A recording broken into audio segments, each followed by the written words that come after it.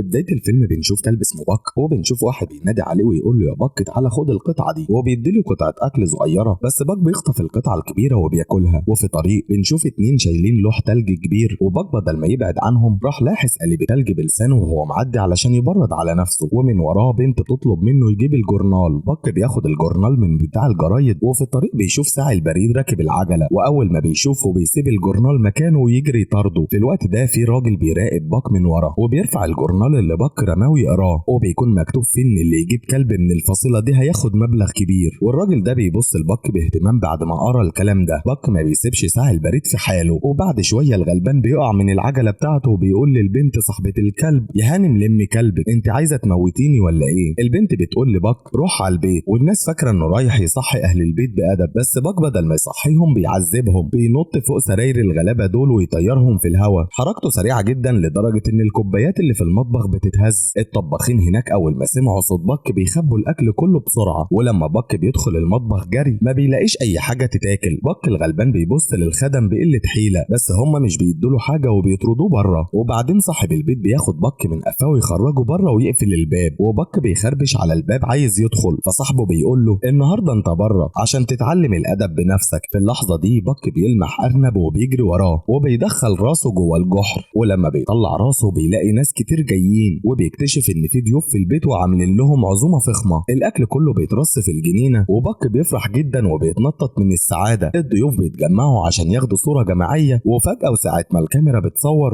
باك بيدخل في الكادر وفي بقه وركديك رومي وبياخد وضعية التصوير معاهم. الكل بيبص لباك بصدمة، وبعدين بيبصوا لترابيزة يلاقوها بقت زي الإعصار. طبعا صاحب البيت بيتعصب لما شاف اللي باك عمله في الأكل اللي طار، وباك في بقه وركديك وبياكله بمزاج. الراجل بيزعق له ويقول له مش قادر تحترم نفسك يوم واحد، كسفتني قدام الناس. وبالليل صاحب البيت بيسيبه بره ويقفل الباب ويخلي باك ينام بره علشان يتعلم الأدب. قبل الليل ما يخلص بيجي راجل غريب وينادي باك، وباك بيفكر مين الشخصية الجديدة دي. الراجل ده هو نفسه اللي كان بيراقب باك ومعاه الجورنال في أول يوم. باك بيشوف عربية الراجل مليانة أكل فبينط جواها، وفجأة الناس بيقفلوا الباب عليه وبياخدوه في القطر المكان مجهول. باك الغلبان بيبقى محتار ومش فاهم الناس دي مودينه فين، ومن فتحة الصندوق بيبص لبره، وفي مكان ما بيجي راجل يكسر الصندوق، وباك بيكمل تكسير الصندوق بنفسه ويطلع. الراجل بيزعله ويقول له بلاش أفوارة، اتبع أوامري وبس. باك بيهجم عليه بس الراجل بيضربه بالعصاية، وباك بيحاول يقف بتوازن بصعوبة. الراجل بيقول له لو ما سمعتش كلامي مش هرحمك، فاهم؟ ومن الخوف باك بيسكت خالص. بعدين بيربط باك في عمود، بس هو قدر يفك نفسه وطلع جري لفوق، وبيكتشف انه على سفينة، والسفينة دي ماشية في البحر. بيسلموه لناس تانية، وباك بيستغرب لبس الناس دي وشكلهم. وهم ماشيين باك بيحط رجله لأول مرة على حاجة بيضة وبيتخض من الحركة دي، وبعدين بيكتشف انه تلج، وفرحته بالتلج ما بتتوصفش. بعد شوية باك بيخبط في راجل اسمه جون، وجون بيبص له ويمشي، بس آلة النفخ الموسيقية بتاعته بتقع منه. باك بياخد الآلة الموسيقية ويمشي ورا جون. جون بيقف ويبص يلاقي الآلة الموسيقية في بق باك فبياخدها منه. في الوقت ده بيجي واحد يحط حبل في رقبة باك وياخده، وبيسيبه في مكان كله كلاب لحد ما بيجي راجل اسمه بيرول ويشتري باك، وبياخدوا المكان كله تلج، والناس هناك شايلة أحمال تقيلة وبيطلعوا الجبل بمساعدة بعض. بيرول بيقول لباك لو عايز تسبق وتطلع قدام اتفضل، وباك بيفرح وبيطلع يجري. لما بيوصلوا فوق بيكتشفوا انه في قرية كاملة فوق الجبل المتلج ده، وبنشوف مساعدة بيرول واسمها فرانسوا. هي بتسأل بيرول انا طلبت كلبين ليه جايب واحد؟ بيرول بيرد عليها ويقول لها الكلب ده ب2.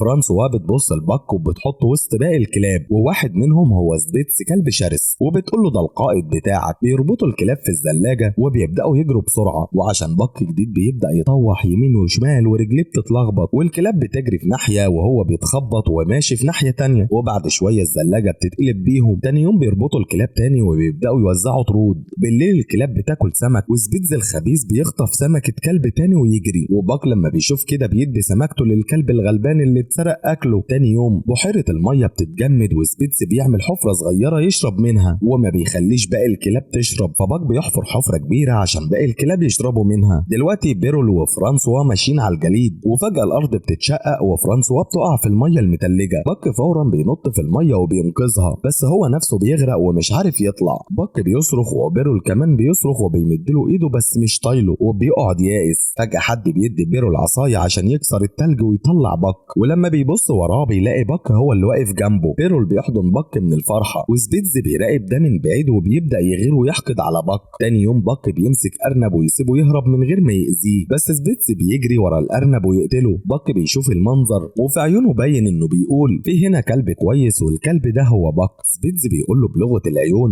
أنت بقيت حبيب الكلاب وحبيب البشر وعايز تاخد مكاني، طب وريني شطارتك وتعالى حاربني. سبيتس بيجري عليه وبيهاجم باك وبيخبطه في الأرض. بيبص للكلاب التانية وبيقول شفتوا أنا هفضل دايما القائد، والكلاب بتخاف وترجع لورا. باك بيقوم ويبص لسبيتس وسبيتس بيحاول يهجم تاني، بس المرة دي باك بيرفعه لفوق وبيرزعه في الأرض جامد. سبيتس بيموت أو بيتهزم تماما، وكده باك بيبقى هو الزعيم الجديد. تاني يوم بيرول بيجهز الزلاجة وبيدور على سبيتس مش لاقيه، فبيجيب كلب تاني مكانه، بس الكلب ده بيقعد يتدلع وبيرول بيزهق ويزعق. فجأة باك بيجي يقف مكان القائد وبيرول بيفرح ويقول له شاطر وبيركبوا الزلاجة. أول ما بيقول انطلق باك والفريق بيجروا بسرعة رهيبة، بيقابلوا قطيع غزلان بيجري وفريق باك بيجري وسطهم بالزلاجة في مشهد روعة. فجأة بيحصل انهيار جليدي من الجبل وهم بيجروا. بيرول بيصرخ بس باك بياخدهم ناحية جبل مش بعيد عنه. بيرول بيستغرب بس بيكتشف ان باك لقي كهف وممر سري تحت الجبل، والفريق بيعدي منه وبيطلعوا من الناحية التانية بسلام. وكده باك الذكي انقذ الجميع. بيكملوا جري لحد ما يوصلوا، وباك بيفرمل مرة واحدة لما بيشوف الناس، وهو مش عارف ان الفرملة المفاجأة دي هتخلي الكلاب تدخل فيه وتعمل حادثة. بيرول بيقول لباك احنا مش بس بنوصل رسائل، احنا بنوصل مشاعر الناس، حزنهم وفرحهم، ودي مسؤوليتنا. وهم ماشيين باك بيشوف جون تاني فبيقف فجأة والزلاجة بتقف، وبيرول بيقع ويقول له يا باك ليه دايما بتفرمل فجأة كده؟ جون بيديله رسالة ويقول له اسف اتأخرت دي لمراتي، وباك بياخد الرسالة يديها لبيرول. وفي يوم من الايام بيرول بيجيله جواب ان خدمة البريد دي وقفت وان مفيش شغل تاني ليك. بيحكي لباك بحزن ويقول له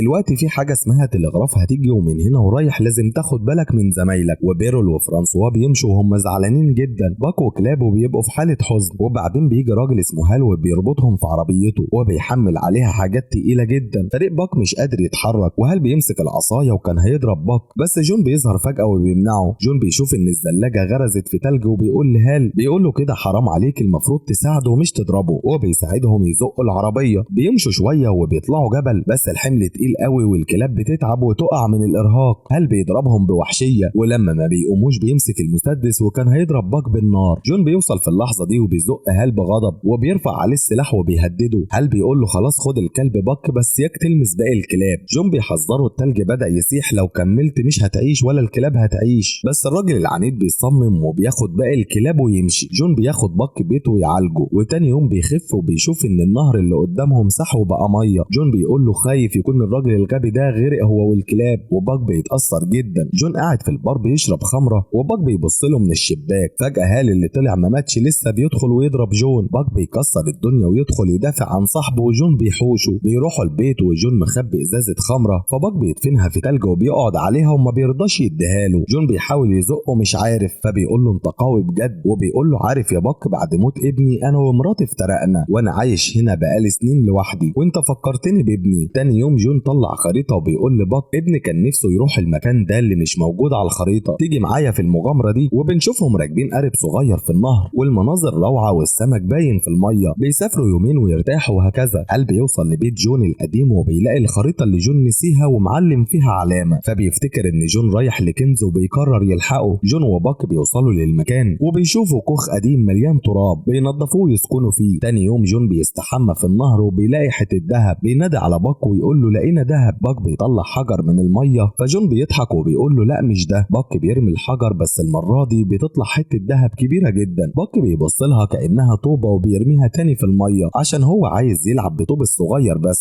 جون بيقول القصص اللي ابني قراها طلعت حقيقة، المكان ده مليان دهب. فجأة باك بيشوف ديبة بيضة وبيجري وراها. الديبة بتخاف وبتضربه وتهرب. باك بيحط رجله مكان رجلها بيلاقي المقاس واحد وبيحس ان دي فصيلته واهله. تاني يوم باك نايم على النهر وبيشوف قطيع ديابة بيصطادوا، وواحد منهم بيقع في النهر وطيار بياخده. باك بسرعة بيزق شجرة ويوقعها في المية عشان الديب يتعلق فيها وينقذه، والديابة بتتصاحب عليه وبيعلموه الصيد. وباك بيتعلم بسرعة وبيصطاد حيوانات وسمك، بس بيرجع بالصيد لجون. جون بيضحك ويقول له انت شكلك هتقلبني راجل بدائي. جون بيلاحظ ان باك لقى الديبة البيضة وشريكة حياته. بالليل بيقول لباك الدنيا وحشة ومحدش عارف بكرة في ايه، انا كنت فاكر اني هموت من غير ابني بس دلوقتي خلاص، انت لازم تعيش مع اللي زيك وما تشغلش بالك بالبشر، انا خلاص ايامي معدودة. وبيدخل ينام وباك بيروح الغابة مع الديابة. فجأة بنشوف الكوخ بيولع نار. باك بيشوف النار وبيجري بسرعة على البيت، بيلاقي بيلاقي هال ضرب جون بالنار وبيطلب منه الذهب. جون بيديله الذهب بس هال كان هيضربه بالنار تاني، وهنا باك بيهجم عليه بشراسة. هال بيرفع العصاية بس باك بيزقه هو والعصاية جوه البيت اللي بيولع وبيموت محروق. باك بيجري على جون وجون عيونه بتدمع بيقول له انت رجعت عشان يا باك،